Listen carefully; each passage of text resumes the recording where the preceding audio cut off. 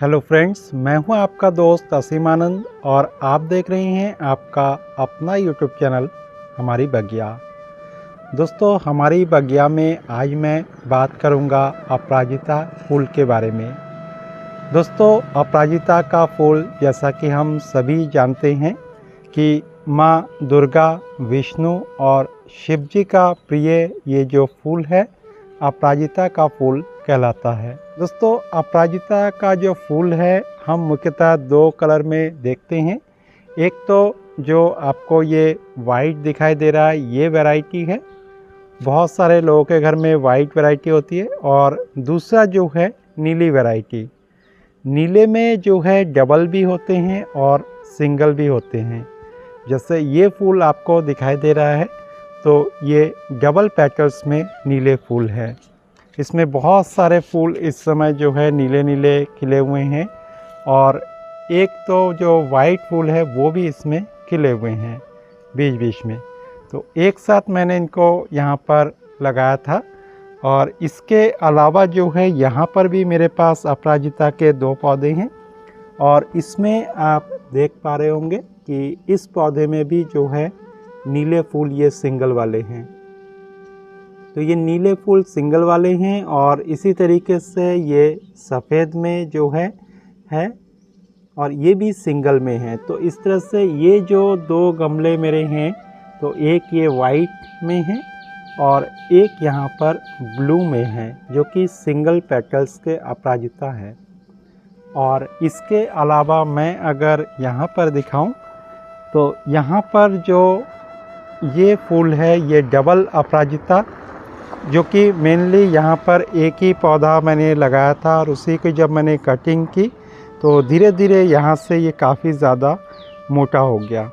तो इसमें पूरी तरह से नीले कलर के फूल अब तक खिल रहे थे, लेकिन अब से 15-20 दिन पहले मैंने इसके अंदर एक सफ़ेद फूल को ऐड किया। और यहाँ पर देखिए ये जो लगा हुआ है तो ये जो है सफ़ेद वाला ये दूसरे गमले में लगा हुआ था। तो सफ़ेद मेरे पास दो पौधे हो गए थे तो उसको निकाल करके मैंने यहाँ पर नीले के साथ ऐड किया। और ऐड करने के बाद इसकी जो खूबसूरती है अब देखिए काफ़ी ज़्यादा बढ़ गई, क्योंकि ब्लू और वाइट जो है बिल्कुल अपोजिट कलर में लगता है, एक बिल्कुल वाइट में तो दूसरा बिल्कुल ब्लू में। और जब फूल खिलते हैं तो बहुत ही मन को आकर्षित करते हैं।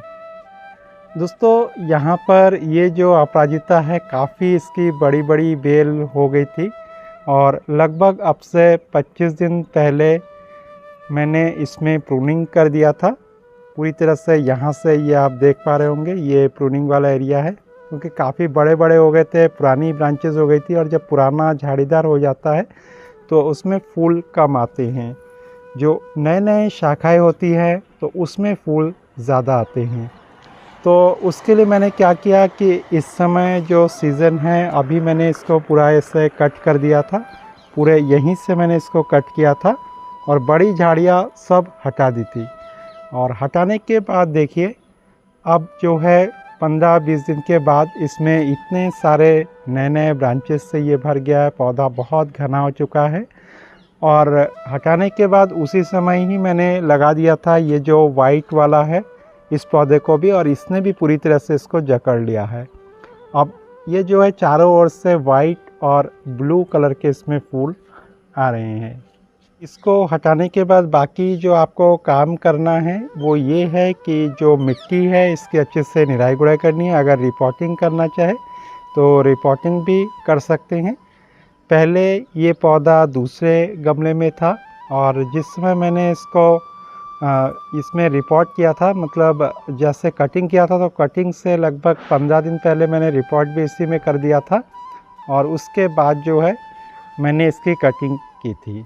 और ये जो सॉइल मिक्सचर है आप उसके लिए 30 से 40% या 35% तक आप वर्मी कंपोस्ट का यूज़ कर सकते हैं या गोबर की खाद का यूज़ कर सकते हैं।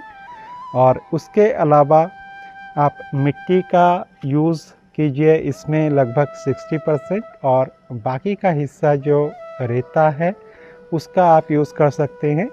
और चाहे तो कोकोपीट का भी आप इसमें यूज़ कर सकते हैं। इसमें पानी की ज़्यादा ज़रूरत होती है, अदरवाइज़ जो पत्ते हैं बिल्कुल सूखने लगते हैं। फूल में भी जो है काफ़ी जल्दी सूखापन आ जाता है अगर यहाँ पर नीचे जो है मिट्टी में नमी ना हो। इसलिए पानी का विशेष ध्यान रखें। और जैसे ही जो है इस तरह के ऊपर ज़्यादा बढ़ने लगे, आपके इस तरह की बेल बढ़ने लगे, तो गमले में लगा रहे हैं तो इस तरह के बेल को ना बढ़ने दें, बल्कि आप इसकी कटिंग प्रूनिंग करते रहे।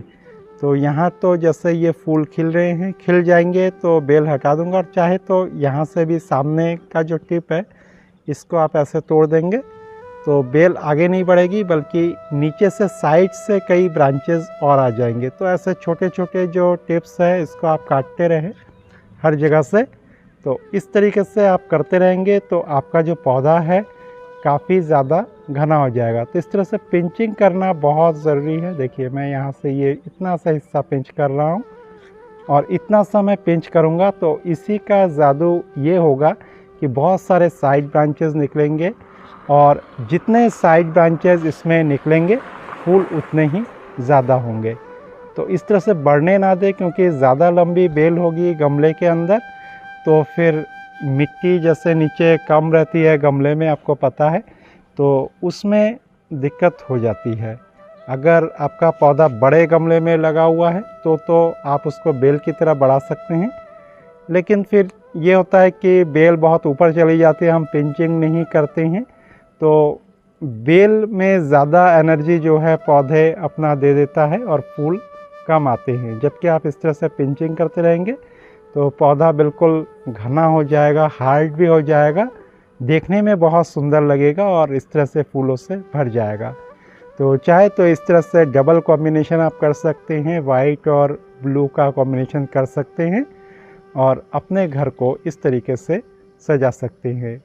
बाकी बीच बीच में जो है केले के छिलके का जो लिक्विड फर्टिलाइज़र है वो आप इसमें डाल सकते हैं। सरसों की खली का लिक्विड फर्टिलाइज़र आप इसमें डाल सकते हैं।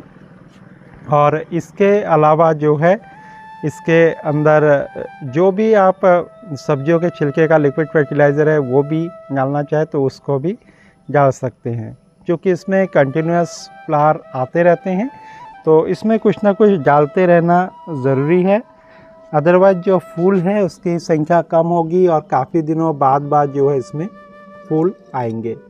शुरू में आप इनको छोटे पॉट में ही लगाएं, चाहे तो इनके बीजों से भी आप इसको उगा सकते हैं, और चाहे तो साइड में से कई बार जो पौधे हैं वो निकल आते हैं बीज गिर करके, तो वहाँ से भी आप पौधे लेकर के लगा सकते हैं। दोस्तों जैसे ही कोई फूल सूख जाए तो उसको तुरंत ही आप तोड़ दें, क्योंकि अगर वो बीज बनने लग जाएंगे तो फिर फूलों की संख्या अपने आप कम हो जाती है।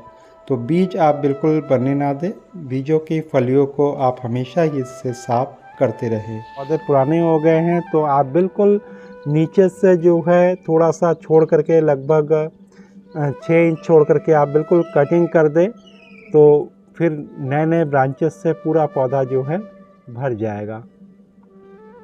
और इसके अलावा NPK 19-19-19 है तो उसका स्प्रे आप 15 दिन में या महीने में बीच बीच में आप इसमें करते रहें, तो इससे पौधे आपके हरे भरे भी रहेंगे और पौधों में भरपूर एनर्जी रहेगी।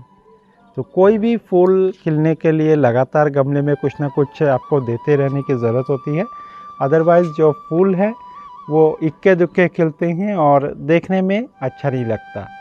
उम्मीद है दोस्तों आज का जो ये छोटा सा वीडियो है आपको पसंद आया होगा। फिर मिलते हैं एक नए वीडियो के साथ, तब तक देखते रहिए हमारी बगिया।